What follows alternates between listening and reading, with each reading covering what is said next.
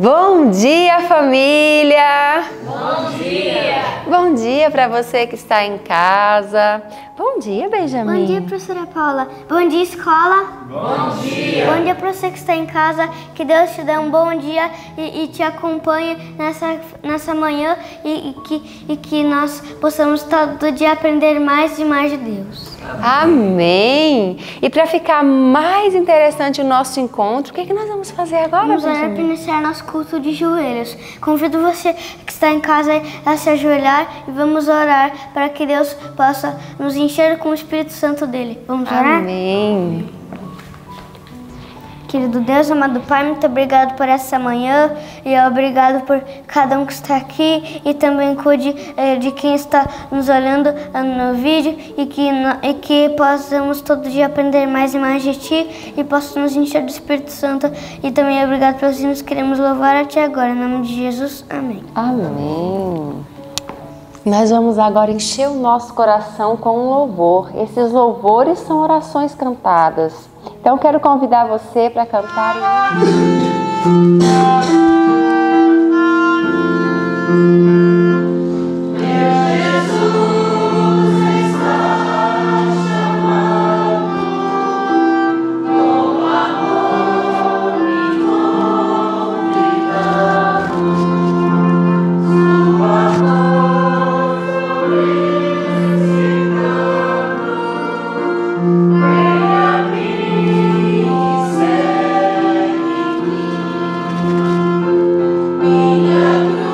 cruz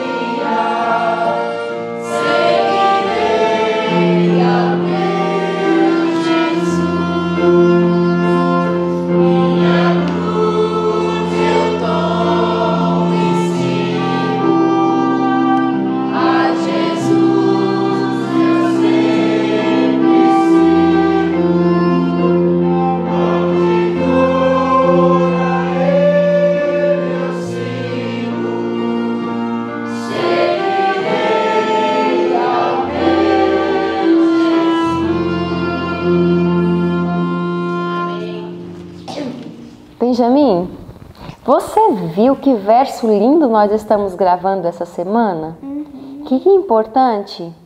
Vamos repetir ele mais uma vez para os nossos amigos que estão em casa e para nossos irmãos aqui, também para eles guardarem esse verso no coração, porque esse verso ensina que a gente precisa de uma armadura, não é? É grande e ensina bastante coisa. Então, vamos contar no 3? Conta para nós. 1, 2, 3. Efésios 6, do 10 ao 18.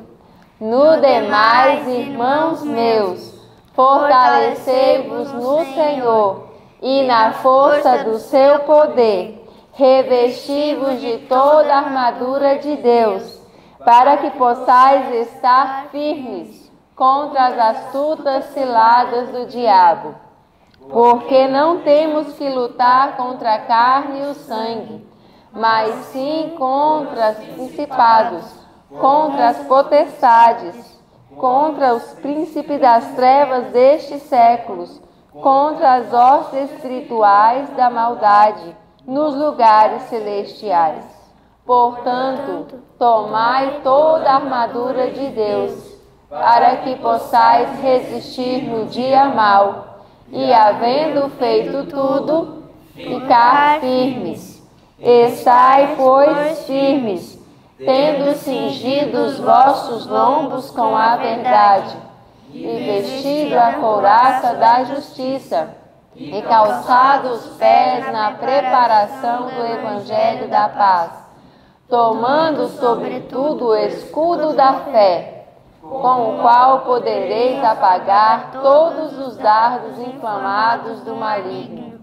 Tomai também o capacete da salvação, e a espada do Espírito, que é a palavra de Deus, orando em todo o tempo, com toda oração e súplica no Espírito, e vigiando nisso, com toda a perseverança e súplica por todos os santos. Efésios 6, do 10 ao 18. Efésios 6, do 10 ao 18. No demais, irmãos meus, fortalecei-vos no Senhor e na força do seu poder, e revesti-vos de toda a armadura de Deus, para que possais estar firmes contra as astutas ciladas do diabo. Porque não temos que lutar contra a carne e o sangue, mas sim contra os principados, contra os potestades, contra os príncipes das trevas deste século, contra as hostes espirituais da maldade nos lugares celestiais. Portanto, tomai toda a armadura de Deus, para que possais resistir no dia mau, e havendo feito tudo, ficar firmes. Estai, pois, firmes, tendo cingido os vossos lombos com a verdade, e vestida a couraça da justiça, e calçado os pés na preparação do evangelho da paz. Tomai, sobretudo, o escudo da fé, com o qual podereis apagar todos os dardos inflamados do maligno. Tomai também o capacete da salvação e a espada do Espírito, que é a palavra de Deus, orando todo o tempo, com toda oração e súplica no Espírito, e vigiando nisso, com toda perseverança e súplica por todos os santos. Efésios 6, do 10 ao 18. Efésios 6, do 10 ao 18. No demais, irmãos meus, fortalecei-vos no Senhor e na força do seu poder, e revesti-vos de toda a armadura de Deus, para que possais estar firmes contra as astutas ciladas do diabo. Porque não temos que lutar contra a carne e o sangue, mas sim contra os principados, contra as potestades, contra os príncipes das trevas deste século, contra as hostes espirituais da maldade nos lugares celestiais. Portanto, tomai toda a armadura de Deus, para que possais resistir no dia mau, e havendo feito tudo, ficar firmes. Estai, pois, firmes, tendo cingido os vossos lombos com a verdade, e vestindo a couraça da justiça, e calçados os pés na preparação do evangelho da paz, tomando sobretudo o escudo da fé, com o qual podereis apagar todos os dardos inflamados do maligno.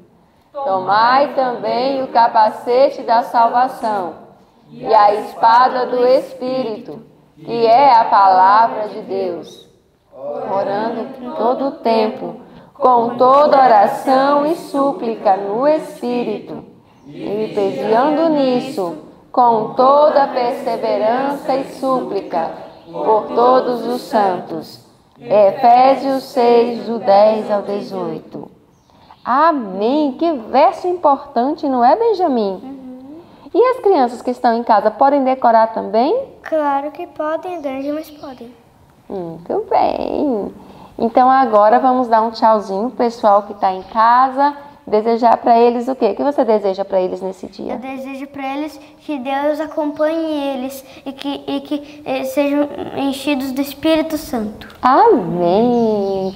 Que Deus abençoe você e que seu dia seja iluminado. Muito bem, agora nós estávamos ansiosas por esse momento, né? Compartilhar a palavra de Deus, que coisa maravilhosa. E compartilhar o que estudamos durante essa madrugada, que estava lá no livro de Isaías, né? Capítulo 50 e o capítulo 51. Prêmio para a nossa vida, né? Estamos no capítulo 14, achamos o Messias. Você achou o Messias nessa madrugada? Sim. Como é bom encontrar o Messias, né? E nós vamos então compartilhar um pouquinho do que estudamos aqui no livro de Isaías. Capítulo 50, qual é o título aí do seu capítulo? Exortações do servo do Senhor. Opa, que servo será esse que Isaías está falando? Primeiro, Isaías vem trazendo aqui nesse capítulo uma figura de linguagem. Deus vem fazendo algumas perguntas para fazer o povo de Israel pensar. Eu repudiei vocês? Eu me divorciei de vocês? Eu desamparei vocês? Na realidade, Deus está dizendo, vocês se venderam, vocês mesmos se repudiaram através das iniquidades e das suas transgressões. Vocês mesmos se apartaram de mim. Eu, como esposo, permaneci fiel, mas vocês, como esposa, não. Vocês foram infiéis e me abandonaram e ainda dizem que eu abandonei. Então Deus vem trazendo uma figura de linguagem para fazer o povo de Israel pensar. E a partir do verso 4 até o verso 7, vem trazendo uma referência de Jesus. Não é isso? Olha só o que os versos 4 em diante diz. O Senhor Deus me deu língua de eruditos, para que eu saiba dizer boa palavra ao cansado.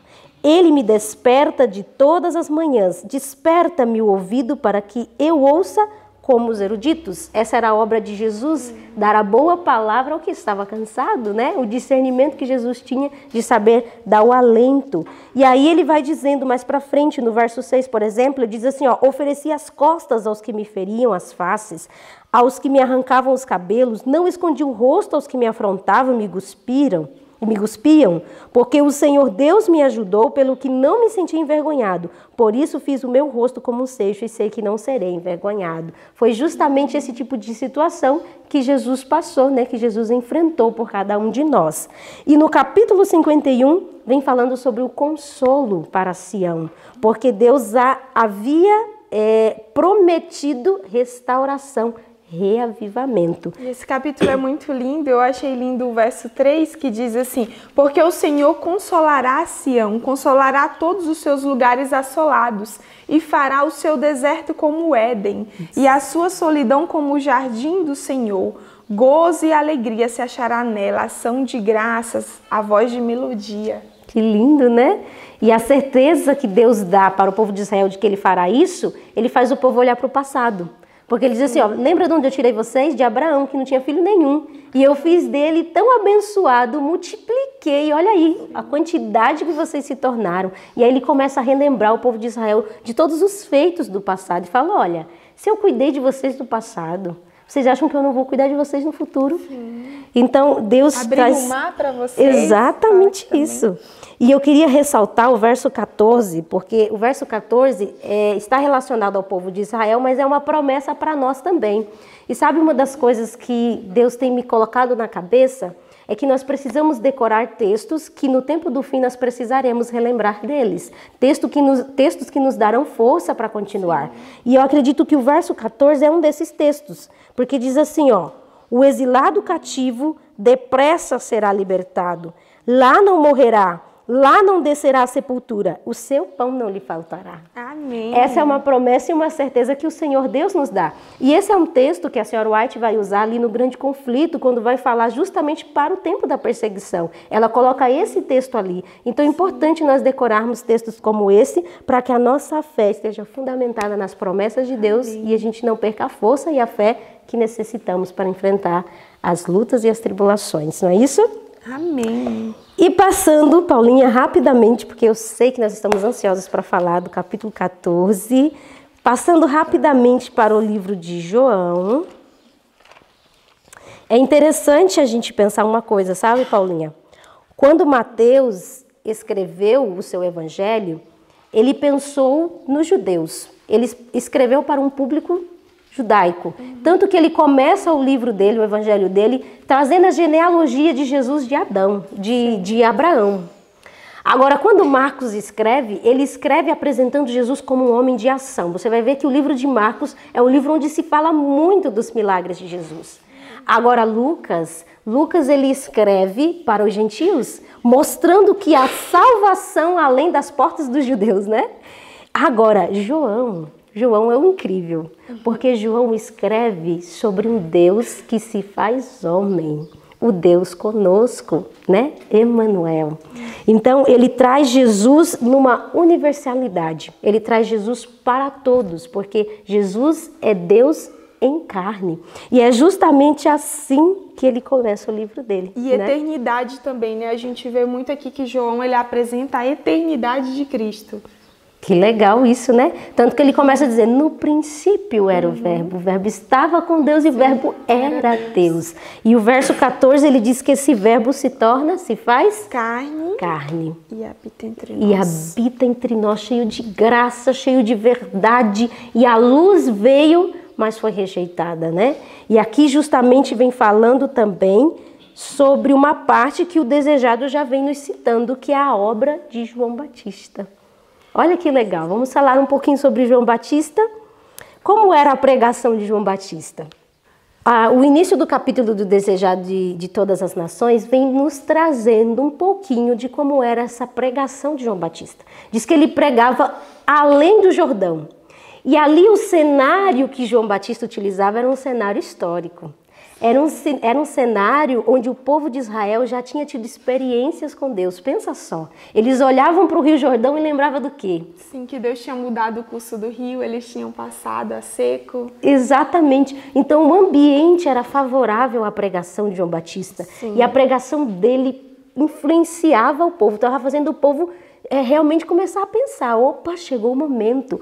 Todos sabiam que o tempo que Daniel havia previsto já estava chegando ao fim. E que o Messias já deveria estar entre eles. E João anunciava esse Messias. Agora, o interessante da mensagem de João Batista diz que ele não fazia acepção de pessoas. Podia ser rabi, podia ser mestre, podia ser o que fosse. Ele não fazia acepção de pessoas, não era condescendente. Ele falava a verdade de Deus e chamava o povo a arrependimento e reforma. E sabe uma coisa que eu me assustei? Que o livro diz que essa mensagem de arrependimento e confissão, para eles era assustadora, porque fazia tanto tempo que eles não ouviam um profeta chamando eles ao arrependimento. Para eles era assustador e renovador. Como assim confissão e arrependimento? E eles pensavam, foi Moisés que ressuscitou? Porque eles esperavam que Moisés ressuscitasse, né? Já não sabiam que ele já tinha sido ressuscitado. E eu achei interessante como a pregação de João Batista os intrigava. E E eles exatamente não sabiam quem era João Batista, não é isso? Eles ficavam, mas quem é esse? É Moisés que ressuscitou, como você fala, é Elias? Quem é o Messias? E aí é justamente nesse momento que eles mandam os levitas, os sacerdotes, ir até João. Vai lá, pergunta para ele, quem é você? Eu achei tão interessante essa conversa, porque diz que João Batista estava lá pregando, né? E a multidão ao redor. Aí chega o Sinédrio, a representação do Sinédrio. Todos pomposos, né, bem vestidos, com um ar de superioridade, aquela coisa toda. Diz que quando eles vão chegando, o povo chega, faz o quê? Se afasta, né? Com licença, que os importantes estão chegando. E João Batista lá, na sua simplicidade e na sua humildade. E aí eles perguntam, tu és o Cristo? João Batista responde, não. Não dá muita satisfação. Não sou não. Então tu és Elias? Não. Profeta? Não. Conversa interessante, né? João Batista não dá muita explicação. Diz, então fala quem tu és, porque a gente tem que responder a quem nos mandou. Ele disse, eu sou a voz que clama do deserto. Que lindo. João Batista era um tipo de pessoa que entendia a sua posição. Entendia o lugar dele e cumpria a missão dele com muita alegria. E anunciava quem? O Messias. E uma coisa espetacular. Aí ele diz assim, por que você batiza então se você não é o Messias? Com que direito você faz isso? Fala, ó, eu batizo com água, mas o que vem, que é maior do que eu, batizará com o Espírito. Aí ele fala, eu digo, ele já está no meio de vós. Aí todo mundo, cadê? Cadê ele? Onde estava esse Messias que não se mostrava? E que triste realidade é essa deles, né? O Messias estava entre eles, porém eles não o reconheceram, porém eles não o divisaram, não acharam o Messias, conforme o tema do estudo de hoje. E muitas vezes a gente corre o risco também de não encontrar Jesus em no local onde a gente está, ou até mesmo dentro da igreja. Às vezes Cristo pode se manifestar de maneira surpreendente, como estava ali no meio deles, mas não ser percebido por nós. Isso depende muito da sensibilidade espiritual que tem. E o parágrafo começa na página 136, é o primeiro parágrafo. Muitos do que se achavam, é o início do parágrafo. Diz, muitos do que se achavam reunidos no Jordão haviam estado presentes quando do batismo de Jesus. O sinal dado, porém, não fora manifesto senão a poucos dentre deles. Durante os precedentes meses do ministério do Batista, muitos se tinham recusado a atender o chamado ao arrependimento. Haviam assim endurecido o coração e entenebrecido o entendimento. Quando o céu deu testemunho de Jesus no seu batismo, não o perceberam.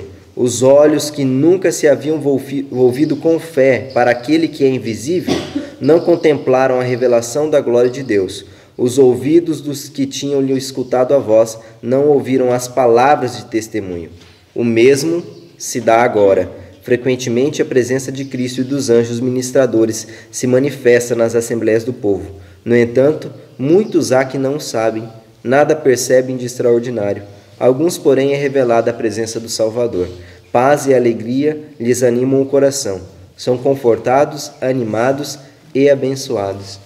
Quanto no batismo, aquela revelação da divindade de Cristo não foi patente aos olhos de todos. Alguns poucos viram, e mesmo algum dentre esses poucos que viram, quando viram Jesus depois do deserto, já não o reconheceram mais. E mesmo ele estando ali presente, perante eles, não compreendiam que o seu Salvador, o Messias, estava ali. E muitas vezes a gente também pode vir na igreja, Cristo se revelar de maneira surpreendente a muitas pessoas. Você vê pessoas sendo imensamente impactadas pela mensagem, pela vida, pelos louvores, sair daqui transformado, enquanto muitas vezes a gente sai sem ter percebido nada, parece que nada demais aconteceu, mas quando, como diz o texto, frequentemente Cristo e os anjos, eles se manifestam nas assembleias dos filhos de Deus, que nós possamos ter essa sensibilidade e encontrar o Messias. Amém. Eu achei interessante o que fala aqui, como que era esse Messias, porque ele estava ali no meio da multidão e nem João Batista, a princípio, não tinha visto diferença, porque diz aqui, no meu livro está na página 137, mas o capítulo é que começa, era esse o Cristo? Inicia assim o parágrafo.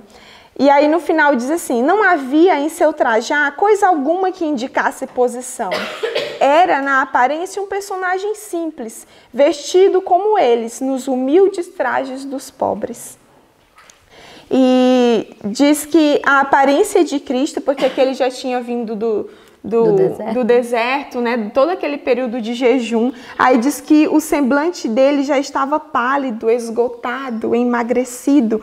Ninguém o reconhecera, senão o profeta João. E Deus ilumina ali João e ele vê entre aquela multidão o Messias. E eu imagino a angústia do coração do profeta, porque ele anunciava Jesus e Jesus não se manifestava. Ele voltou do deserto e João pensou, não, agora ele vai fazer algum sinal, vai mostrar que ele veio ser o Messias. Só que aí diz que Jesus se mistura entre os discípulos de João, com sua veste simples, com seu viver simples. Ele fala, meu pai, ele não vai se mostrar, não vai se revelar. Imagina, o texto diz que com quase impaciência, olha isso, ouvia o Salvador, esperava o Salvador declarar sua missão e Jesus não se posicionava. A angústia do coração de João, né? Existe um tempo. E sabe uma coisa que me admira muito na história de Jesus? Jesus cumpria com tanta paciência o tempo de Deus. Verdade. Esperava o tempo certo de se posicionar, de se mostrar, de se revelar. E é por isso que a vida de Jesus dava certo, viu? Porque a gente é imediatista, né? A gente está vivendo uma sociedade que tudo acontece papum, papum. Então quando a gente não vê as coisas acontecendo, a gente já se desespera e quer tomar a frente. Jesus tinha paciência de esperar o tempo de Deus. Agora, uma coisa muito importante, Paulinha, que o Cleiton salientou e eu quero dar uma ênfase. Por que não acharam o Messias se o Messias estava no meio deles? Justamente pelas coisas que o texto hoje trouxe. Orgulho, sim, incredulidade e a resistência de ouvir a voz do Espírito Santo de Deus. Porque o texto que o Cleiton leu diz que eles resistiam ao Espírito Santo e isso os tornava endurecidos e entenebrecidos. Sim. Quando nós lutamos contra a voz de Deus na nossa consciência.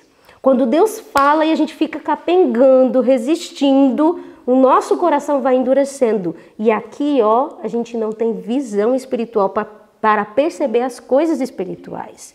E por isso eles não acharam o Messias. Diferente de quem? Diferente de André, João, quem mais? Felipe, Natanael, diferente desses aí, sim, que acharam o Messias. Porque um dia Jesus passava e João disse assim, eis o Cordeiro de Deus que tira o pecado do mundo. Aí André e João fez o quê? Opa, vamos seguir ele. Se ele é o Messias, bora atrás dele. E foram atrás de Jesus. E aí Jesus olha para trás e disse, o que vocês estão buscando? Diz que eles tinham uma sede. Tinham uma sede. Isso muito bonito. Aí, olha, isso é inteligente. Porque veja só, Jesus deu um breque neles, né? Disse, o que vocês estão vindo atrás de mim? Aí eles, né, disse, eita, agora a gente vai perder a nossa oportunidade. Eles disseram, onde é que o senhor mora mesmo? Me leva para a tua casa. Eu não quero só uma entrevista rápida. Eu quero tempo com o Senhor, porque eu quero ouvir o que o Senhor tem para dizer, quero que o Senhor se revele. Eles foram muito espertos. E aí Jesus disse, vem e vê. E eles foram e ficaram com Jesus. E André ficou tão maravilhado, que ele foi atrás de quem? Do seu irmão. Do seu irmão. Que coisa linda que Jesus faz, né? Quando ele enche o nosso coração, a gente faz o quê? Opa, eu tenho que levar meu irmão, meu primo, minha prima, meu tio. Sim. Quer levar a família inteira. E às vezes a gente pensa, é família, eu não vou falar. Aqui trouxe uma coisa muito importante que eu achei interessante falar, que a gente precisa fazer apelos diretos aos nossos parentes, amigos e vizinhos. Sem aquela ideia do santo não faz milagre. Porque tem muito essa ideia, né? O santo de casa não faz milagre, mas é muito importante que os que estão perto da gente percebam que nós nos encontramos com o Salvador e que a gente tem o desejo de, vem e veja. Alguns não vão, será que é mesmo? Mas, assim como o Felipe que falou para Natanael, não foi, olha, venha e veja. Agora, que lindo. A maneira como André chega para o irmão deles assim, Pedro, nós achamos o Messias. Pensa nisso. Quanto tempo eles esperaram por isso? Foram longas décadas esperando esse anúncio e agora eles ouvem isso. Achamos o Messias. Pedro disse, aonde? Vamos embora, cadê ele? E vai atrás de Jesus. Agora, Jesus é incrível, né? Porque Jesus olha nos olhos de Pedro e diz assim, eu sei quem tu és. Tu és Pedro. Na realidade, como é que ele diz? Para eu não estragar o texto. Isso. Ele diz assim, ó. Tu és Simão, filho de Jonas. Tu és Simão, filho de João. Tu serás chamado Cefas. Mas o texto, Desejado de Todas as Nações, nos amplia essa frase. Porque diz que Jesus olha para Pedro e lê toda a história de Pedro. Quem ele é no seu caráter, no seu coração compassivo, mais impetuoso e que não pensava muito antes de falar, e pensa no momento em que Pedro errou e no momento que Pedro é crucificado, a vida inteira de Pedro passa diante dos olhos de Jesus. Ele disse, tu és Simão, filho de João, mas tu serás chamado Cefas. Que linda é isso, a intimidade que Jesus tem conosco, de nos conhecer de maneira tão íntima. E aí Pedro se rende, né? Se rende e segue a esse Messias também. E eu achei interessante, avançando na história de Natanael, que o livro nos traz também da importância de buscar a Deus por nós mesmos. Porque Natanael, ele é aquele israelita sincero, como o próprio Jesus diz. Eis aí um israelita sincero em quem não há dolo. Porque quando... Eu não sei quem... É o Felipe. Quando Felipe vai chamar ele, fala, mas será que pode vir coisa boa de Nazaré? Só que antes disso ele já tinha ido orar e buscar a Deus ali, pedir iluminação, e aí o Espírito Santo impressiona o coração dele. E depois, quando Felipe vai conversar com ele, ele fala, mas será que pode vir coisa boa de Nazaré? Aí ele diz, olha, vem, veja, vamos lá. E aquele homem vai em busca do Salvador, com a sede que ele tinha de encontrar de verdade o Mestre.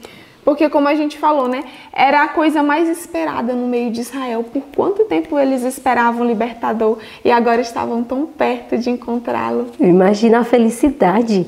E eu fico pensando, né, quando Felipe vai a Natanael, Natanael estava escondidinho num lugar que muitas vezes eles já tinham se encontrado ali para orar em prol justamente disso, do Messias. E Natanael estava lá naquela angústia de alma, me revela, Senhor, me revela o Messias, me revela. Aí chega Felipe, ei, vamos lá, eu achei o Messias.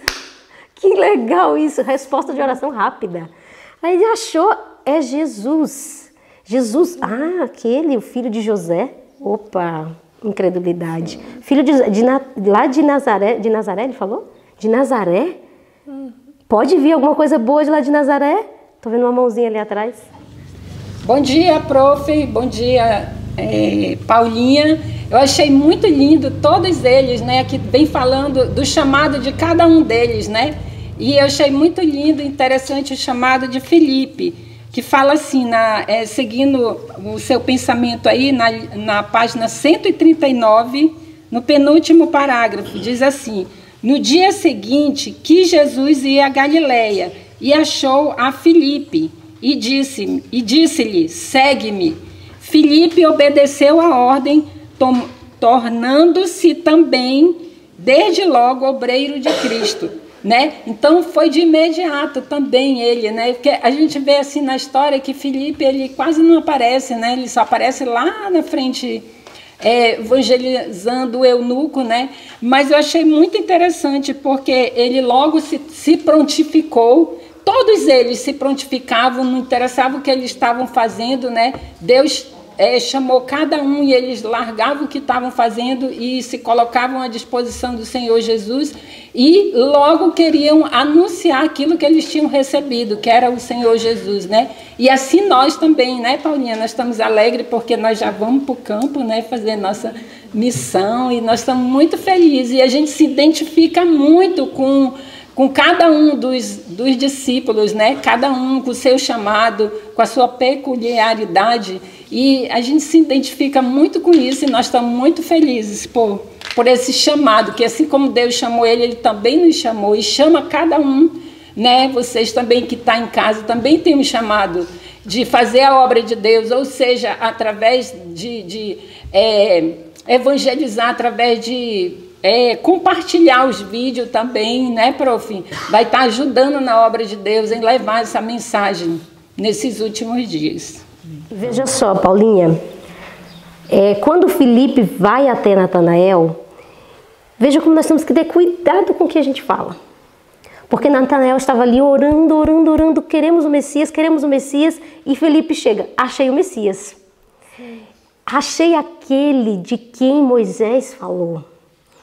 Aí ele fala assim, sabe quem é? Jesus, filho de José. Quando Felipe diz assim, ó, achei, ele é Jesus, filho de José, diz que ele tinha uma fé vacilante, ele ainda tinha uma dúvida no ar. E essa dúvida, essa vacilação dele, deu-se que aumentou no coração de quem? De Natanael, o preconceito. Aí Natanael ficou armado. De Nazaré? E pode vir alguma coisa boa de lá? A frase de Felipe não ajudou Natanael a vencer o preconceito do coração dele. Como nós temos que ter cuidado no que nós falamos, né? Mas aí ele não questiona, não discute não. Vai lá, vamos ver. E quando ele se encontra com Jesus, eu acho Jesus fantástico. De novo, uma frase só. Só uma frase foi o suficiente para fazer Natanael entender quem era Jesus. Quando ele vai se aproximando, ele fala isso que você falou há pouco tempo atrás. Olha, eis aí um israelita fiel. Não há dolo nele. Ele fala, Senhor, mas o Senhor não me conhece. De onde que o Senhor me conhece? Ele fala, eu te vi. Antes que Felipe fosse lá, eu te vi lá, debaixo daquela figueira orando. Opa, como assim? O Senhor me viu? Não só vi, como ouvi. Eu te conheço, meu filho. E aí... Diz que a fé dele vai além da fé de Felipe, porque ele olha assim... Tu és o Filho de Deus. Isso mesmo. Ele fala, opa, achei o Messias mesmo, de verdade. Ele fala, mas você creu porque eu falei isso? Você vai ver o céu se abrindo e anjos subindo e descendo. Que glorioso isso, né? Sim. Jesus é extraordinário. E aí eles se apegam a esse Messias e assim Jesus agora começa o seu ministério. Porque agora ele tem discípulos, né? Agora ele já está formando a sua igreja. Que lindo, né? Eu achei tão lindo que essa história de Natanael traz algo muito importante para o nosso tempo, que diz que enquanto confiar na guia da autoridade humana, ninguém chegará a um Salvador, conhecimento da verdade. Como Natanael, necessitamos estudar por nós mesmos a palavra de Deus e orar pela iluminação do Espírito Santo. Aquele que viu Natanael debaixo da figueira, ver-nos-á no lugar secreto da oração. Anjos do mundo da luz acham-se ao pé daqueles que em humildade buscam a guia divina. Então, ninguém vai se salvar pelo conhecimento do outro e a vida espiritual do outro, como a gente sempre fala. Só que isso é tão profundo quando a gente olha para a vida de Natanael. Eles acompanhavam João Batista, viam a mensagem de João Batista, mas tinha ainda uma sede na alma daquele homem. E ele encontrou o Salvador por si mesmo, né? Pela oração e a busca incessante da palavra. E sabe, para nós encerrarmos esse estudo, eu quero encerrar com o seguinte pensamento. O que fez com que esses homens olhassem para Jesus e entendessem, opa, esse é o Messias mesmo. Diz que na vida de Jesus se via um amor desinteressado, uma mansidão, uma humildade, que as pessoas olhavam para ele e sentiam a pureza do seu caráter e dizia, esse ser é divino. Jesus exalava isso de si. Imagina só, estar convivendo com Jesus. Devia ser algo fantástico, maravilhoso. Mas para achar o Messias tem um detalhe. Você precisa vencer o orgulho. Você precisa vencer a incredulidade. Você precisa vencer a impaciência. Porque foi assim que eles encontraram o Messias. Quando eles aprenderam a vencer isso dentro de si. Se você quer encontrar Jesus a cada manhã, quando você dobra o seu joelho, quando você abre a Bíblia, você precisa abnegar todo o seu eu, todas as suas vontades, seus pensamentos, suas ideias, e tem que deixar que Cristo agora te renove e te forme uma nova criatura. Amém. E que Ele tenha feito isso nessa manhã conosco, que Ele tenha nos mudado, né? Que Ele tenha nos transformado, porque cada vez que nos encontramos com Jesus, Ele tira um pouquinho de nós e coloca um pouquinho dele. Amém. E louvado seja Deus por isso. Amém. Senhor, nos ajude, por favor, a vencermos o nosso eu, Muitas vezes o orgulho, o preconceito, a lentidão, Senhor, em te buscar. Quantos dizem que querem o Senhor, mas não têm a mesma atitude de Natanael, de clamar, buscar, se informar. Eu sei que o Espírito Santo está desejoso de revelar o Messias para cada um daqueles que buscam, daqueles que têm sede e fome de justiça. Senhor, eu sei que aqueles discípulos, eles deixaram a vida deles comum, porque eles tinham uma sede tão grande de algo mais que o mundo não preenche, Senhor. A ostentação não preenche, os prazeres, as riquezas. Eu sei que a vida simples que o Senhor ensina e mostrou na sua própria vida é um meio para que possamos ser educados para o céu. E pedimos ao Senhor um coração humilde, um coração paciente, que espere a tua vontade, que espere a cada dia os teus feitos. Prepara-nos para morar num reino muito melhor do que este. O reino que o Senhor veio trazer a essa terra. Um reino em que o Senhor veio alargar a nossa mente para que possamos olhar além do que os olhos carnais podem ver. Dai-nos um dia em tua presença. Abençoe cada irmão que está aí, Senhor, do outro lado. Cada enfermo que porventura possa estar escutando esse ano bíblico. Que o mesmo Jesus que habitou no passado é o mesmo que por meio do Espírito Santo vive com cada um de nós.